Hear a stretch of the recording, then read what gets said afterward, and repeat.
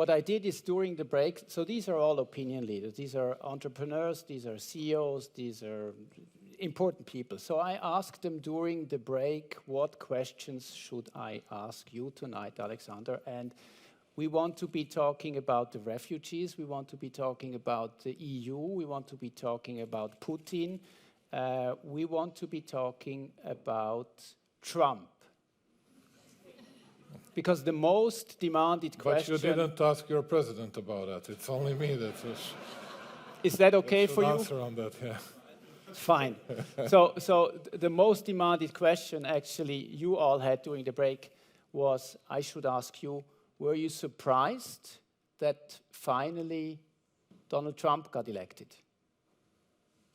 In a way, yes, but if I would say no, nobody would believe me, then yes, it's better. It's better. So you were not really surprised. So it's, how did you quote the site?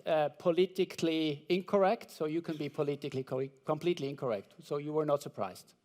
Not that surprised. Why? Well, first of all, most of the Serbs, I think, and you'll see that I'll be very frank and honest, and I'm going to say some things that are not going to be accepted and received by the audience here in the best possible way, but let's say 95% of the Serbs were on Trump's side. And I think that if you analyze the Western Balkan area, and you are not going to hear a single bad word from myself about the others in the region, because they are all our friends, and we want to create the best possible relationship with them. But they were, all the others were anyway on Hillary's side. And we didn't interfere into their internal relationship. We didn't make even any official comments on that, but most of an ordinary people were on Trump's side because of the bombardment 1999 took place in Serbia, and it was led by the President of the United States, Bill Clinton, at that time. And then people, you know, we always, in a way, lived in the past. And that's what we started to do and try to do in the last 2 years, just to shift to the other side and think more about the future. And I think I'm never satisfied, as you know, Marc, but I think that we are doing it a bit better. And of course, when Trump won, it was, you know, like dual posters with both guys, Trump and Putin. Now they're going to save Serbia, you know. And then I said, no. If there is someone that should save Serbia, it's us, and it's all about us, you know. So it's about our dedicated work, diligent work. If we can deliver on that, we'll have good results. If we don't do it, nobody else will support us. So let me pick up right here. So Prime Minister Aleksandar Vučić has, from the very first moment when we met many years ago, said that you are on a pro-EU line, and you have a strong support also by Chancellor Angela Merkel, for example. You are still on a consequent pro-EU line. You're probably going to be the next country joining the EU. How much more difficult is it getting at the moment for you to get the Serbian people behind you, knowing Brexit happened, knowing what is happening in Poland with the nationalists, Kaczynski, Orban, what we see in France, Marine Le Pen, etc., etc. How difficult is it for you to convince your people that Europe is the right decision? It's a bit different reasons than your reason. It's quite a different angle that our people take. When I met you for the first time, I said to you, we'll stay very firm on our EU path. Not a big deal to repeat it today. But you know something. I think that we need to be faithful to our ideas, very loyal to good people in Europe. And you see, I was attacked 2-3 days by my political opponents in the parliament because of my friends, Bojko Borisov and Matteo Renzi. And you know what I was saying? Yes, these guys are my friends. You see that Bojko Borisov, he resigned, but you know, you cannot erase result he achieved. Look at the number of kilometers of highways he constructed. Go there to Bulgaria, from Sofia to Plovdiv, from Sofia to Burgas. And there were no roads at all. I know that. We are Bulgarian neighbors. No, he left, but doesn't matter. And I was, I think, the only one that was during that terrible migration crisis that was on Angela's side. And I was reiterating 10,000 times. And all the people in Serbia were saying, you're Angela, now she's losing. I was saying, doesn't matter whether she's going to lose, whether she's going to win. I'll be on her side, because I was in Brussels. I was witnessing that she was trying to do something. She was, fighting for some ideas, trying to deliver something.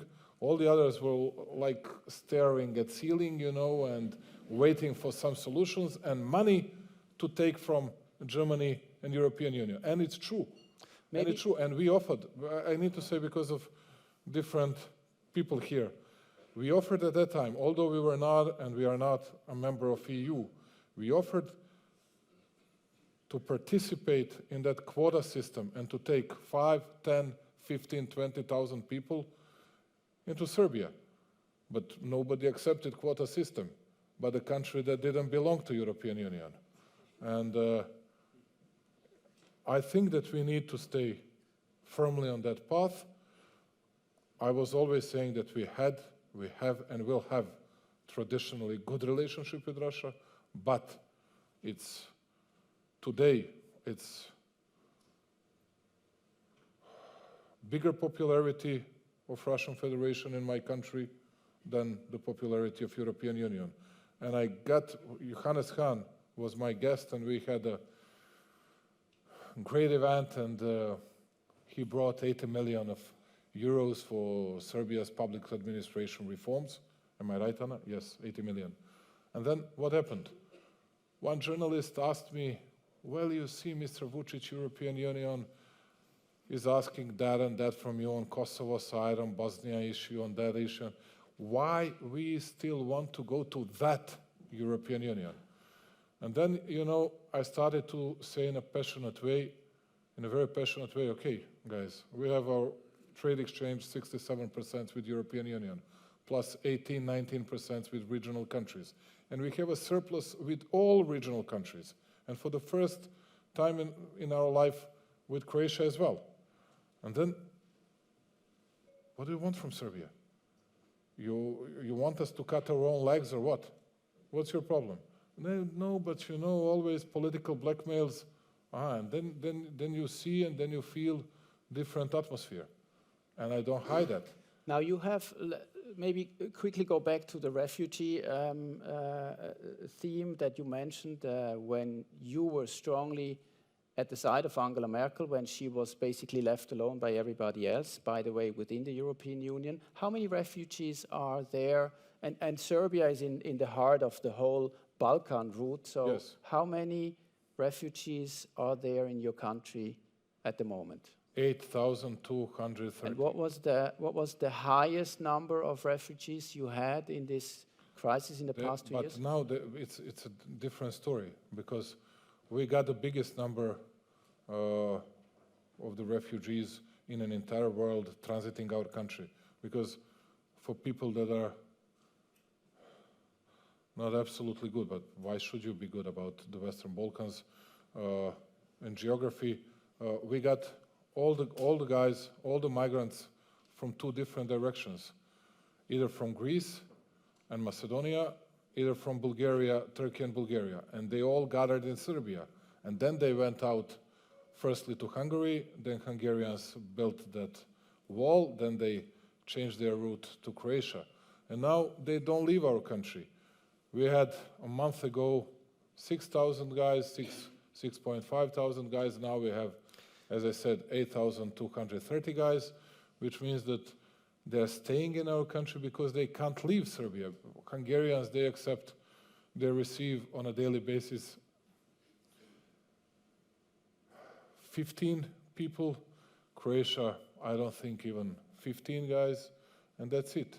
So you are saying guys, and we have talked about this before, you're not saying families. So my question is, No, are these real refugees in your country at the moment, or No. are these more Almost people not looking for a better life? Almost not at all. I was Almost. saying refugees, the better term would be migrants. So how do you explain your population, which is in a, and you have, by the way, presidential elections coming up in April. How do you explain your people that they should and they have to deal with the 8,000 guys, as you say, in your country? I don't explain anything. That's the best way, and I'll tell you why. Here you can laugh at me, yes. That's very normal reaction, but I can tell you something. If we're gonna kick off that story, it would be a never-ending story. Now, it's our job to show our solidarity, humanity, take care of those people. There are no families, not more than 300 people, that are real families. 71% of people today in Serbia are from Afghanistan, and they're all young guys. And we had 5-6 days ago their fight, and one guy was killed, stabbed by another one. But you know, we do our best to feed them, to take care of them, and you know, we want to show ourselves not as a xenophobic nation, as many people would have thought of Serbia. And you see, if you started big topic, as you did here, as they did in Germany, we would face maybe attacks on those guys, maybe demonstrations against all that. But what we can do? What we can do? We have our military and our police units close to the border with Bulgaria and Macedonia. We arrested so far 500 and proceeded 543 smugglers, Serbian smugglers. And I think that we set a record on that, and in an entire Europe. And I think that we should carry on that. But when you have those people in your country, what you should speak about? What can you do? Okay, you speak about it, and then you do what? Arrest them or what? No, it's not a solution. We have those humanitarian centers where we receive them, we treat them in a human and normal way, and I'm very proud of that. There's a lot of business leaders in here, so let me finish up with the more economic side of Serbia. When you took over as a prime minister, Serbia had an unemployment rate of 26%. 25.9, yes. To be precise. Yes. Media is always exaggerating. So we have heard from Johann Schneider-Ammann, Switzerland, he's at 3%, so you are not at 3% yet, but you brought it down to, I think, where are you now? 15.2. So 15%. When I travel to Belgrade, I see huge investments. You have to imagine that at the waterfront river area, there is the largest infrastructure project in Europe at the moment going on in a joint venture between Serbia and United Arab Emirates, Abu Dhabi. Abu Dhabi Development Fund and Serbia, yes. The Chinese invest billions in your country. The head of state, Xi Jinping, was in Serbia for the first time in 30 years. And in last 3 years, we had Xi Jinping in Serbia, which is the president of the People's Republic of China, and we had the Prime Minister of People's Republic of China, and they both were staying in Serbia for more than 3 days. So billions of foreign direct investments in your country. Why do these people believe in your country and invest billions? Well, you know, we are not that famous as Switzerland, but yes, we did something good on business environment, but when you speak about Asian countries, And I'm going to tell you a bit, maybe a bit funny story. First of all, yes, it's about friendship between me and Sheikh Mohammed. It's nothing funny and nothing witty done by myself, but he liked the fact that when I met him, I didn't ask anything, you know. And he was surprised because all the others, when they meet Sheikh Mohammed, they always ask for some money, for some help, assistance, and something like that, particularly from poor countries. And when I went to China, you know, it was very strange for the Prime Minister of China. It was staged like this, you know, but decorated in a terrific way, you know, and we were 20 meters away from each other. You can't easily see the Prime Minister of China from that distance, you know, and delegation of 20 Chinese guys, great guys, smart people, but you know, you're a bit afraid when you see that huge stage and that distance. But we had huge problems with that steel mill in Smederevo, if you remember. And I didn't know how to resolve that problem. And I didn't know how to resolve the other problems. And that was the time when we opened that first bridge built by Chinese in our country across the Danube River. And I wanted to bring him to Serbia. And I didn't know how to ask him when Prime Minister of China would come to Serbia, you know. And then I said, Mr. Prime Minister Li Keqiang, dear comrade, I don't know what else I was adding to that. And then I said, you see, Mr. Prime Minister, I'm in a position not to leave your country before I get your approval and your acceptance to come to Serbia this year. And then total silence. You know, it was, they were all, I was, you know, I thought that I did something the worst in the world, and total silence for 15 seconds. And all of a sudden, Prime Minister Li Keqiang started to laugh at my proposal, saying nobody was proposing something like that to me during my tenure, you know. And all the others starting to laugh all together because it was funny to them, you know, but you know, they started to do it just after my today's friend Li Keqiang did it. And we brought him to Serbia, and they saved our steel mill, 5,200 workers, and indirectly tens of thousands of people didn't lose their job. They increased their salaries actually, and I'm profoundly grateful to them. And yeah, you know, you have to do something Sometimes differently. be politically incorrect. Yes, it's a huge competition all over the world, and you need to do something differently. Let me finish up with the last question. You have to know that Prime Minister Vučić has a huge empowerment. Rolf has mentioned it in the beginning. His party is at 49%, and himself in the polls is at above 55%. So even though the situation, we have talked about refugees, we have talked about the nationalism in Europe in generally, very strong empowerment.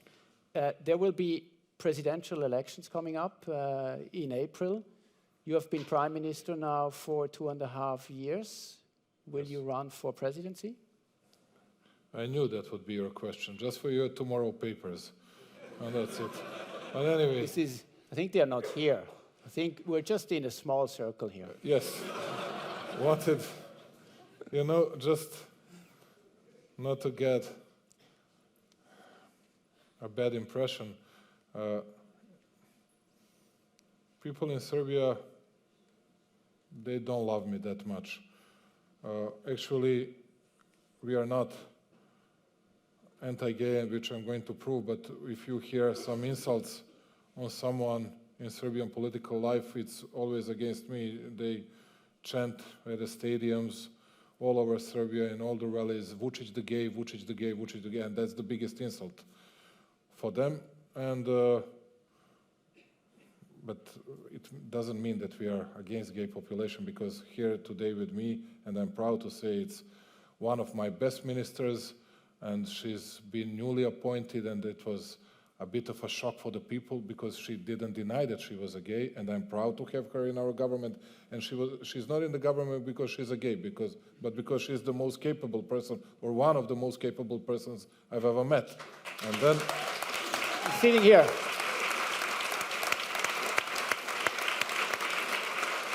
my dear friend Ana Brnabić. And then Are you trying to escape my question if you run for... I wanted to do so. Anyway, I'll do my best. I feel okay in my shoes because you can do a lot of stuff. You know what Matteo Renzi was saying, my friend Matteo Renzi, even after his resignation, I always proudly say my friend. I learned one sentence from him, and I learned a lot of sentences from your president, and I'll be staying here with you to listen to all the other people. Want to say that he was saying, when I met him, it was huge protests in Rome. You remember that, a year and a half, something like that. It was anti-labor law protests in Rome, and there were 1 million people from different unions gathering against him. And I saw day before that the latest polls were showing that he was dropping for 7%. And I asked him, okay, why do you need such a small guy from the Balkans? You have something else to do today, and you must be nervous or whatever. And he said to me, nervous? No, not at all. Not at all, because I love this job. You know, I was dreaming of this, to do something for my country, to have a chance to provide into deeds my ideas. Have a chance. Whether people will like it, that would be good. If they don't, doesn't matter. At least I tried. And he was really absolutely relaxed. And I appreciated his dignified and very proud statement done 2-3 days ago. And well, that's why I like this job. You can deal with concrete stuff. And you know, I'm very passionate when I speak about number of kilometers that we built, new railroads. That's fiscal deficit. That's something that... I think it's fair to take this as a no. Prime Minister Vučić. I didn't say no, didn't say yes. I was saying what I wanted to say. Thank you very much for being here. Thank you. Thank you. Thank you.